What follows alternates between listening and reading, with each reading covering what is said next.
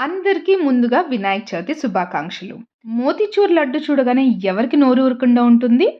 అలాంటి మోతీచూర్ లడ్డుని శనగపిండితో కాకుండా, ఇంకా డీప్ ఫ్రై కూడా చేయకుండా, అలానే బూందీ గంటతో కూడా అవసరం లేకుండా చేసుకోవచ్చు. చాలా ఫాస్ట్‌గా, ఈజీగా చేసుకునే ఈ రెసిపీని ఎలా చేయాలో చిన్న చిన్న చిట్కాలతో, పర్ఫెక్ట్ కొలతలతో ఇలా ఎవ్వరైనా ఈజీగా చేసేసుకోవచ్చు.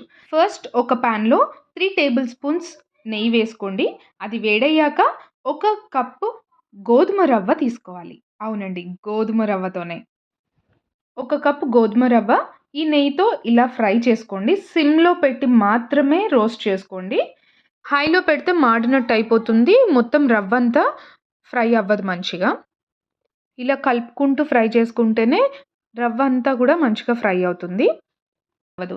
సో, ఇలా దోరగా వేగాక ఏ కప్పుతో అయితే రవ్వ తీసుకున్నామో అదే కప్పుతో 3 కప్స్ వాటర్ తీసుకోండి.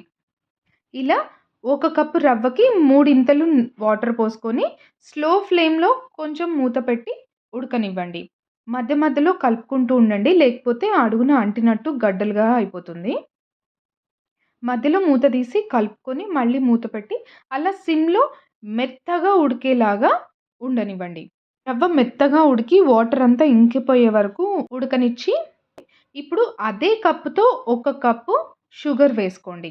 స్వీట్ ఎక్కువ ఇష్టపడే వాళ్ళు 1.5 కప్పు వేసుకోవచ్చు. బెల్లం కూడా తీసుకోవచ్చు. బెల్లం తీసుకుంటే 1కి 2 కప్పుల బెల్లం తీసుకోవాలి. షుగర్ వేశాక మళ్ళీ కొంచెం లూజ్ అవుతుంది కదా! ఇలా మూత పెట్టి ఒక నిమిషం ఉడకనివ్వండి. ఇప్పుడు ఇందులోనే కొంచెం ఫుడ్ కలర్ కూడా కలుపుకోండి. ఫుడ్ కలర్ కూడా కలుపుకొని ఆ షుగరు, ఫుడ్ కలరు మొత్తం కలిసేలాగా మంచిగా కలుపుకొని సిమ్‌లోనే ఇదంతా సిమ్‌లోనే చేసుకోవాలి. హైలో పెట్టి మాత్రం అస్సలు చేసుకోవద్దు. ఎందుకంటే అడుగంటేస్తుంది. ఇలా మూత పెట్టి సిమ్‌లో మాత్రమే ఉడకనివ్వాలి. ఇప్పుడు ఇందులో ఒక స్పూన్ ఇలాచీ పౌడర్, ఇంకా చిన్న ముక్క పచ్చకర్పూరం వేసి, ఇంకొక 2 టేబుల్ స్పూన్స్ నెయ్యి వేసుకొని బాగా కలుపుకొని మూత పెట్టేసి స్టవ్ ఆఫ్ చేసేసేయండి. స్వీట్ షాప్ ఫ్లేవర్ కోసం, ప్రసాదం కోసం మాత్రమే మనం పచ్చకర్పూరం వాడుతున్నాం. ఈ కన్సిస్టెన్సీలో ఉన్నప్పుడే స్టవ్ ఆఫ్ చేసుకోవాలి. ఎందుకంటే చల్లగా అయిన తర్వాత మళ్ళీ గట్టిపడిపోతుంది కాబట్టి.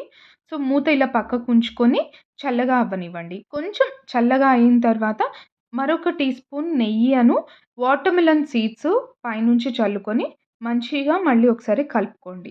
మరీ చల్లగా అయ్యే వరకు ఉంచుకోవద్దు. కొంచెం గోరువెచ్చగా మనం పట్టుకొని లడ్డు చుట్టుకునేంత వేడి ఉండంగా చూసుకొని లడ్డూలు చుట్టేసుకోవచ్చు.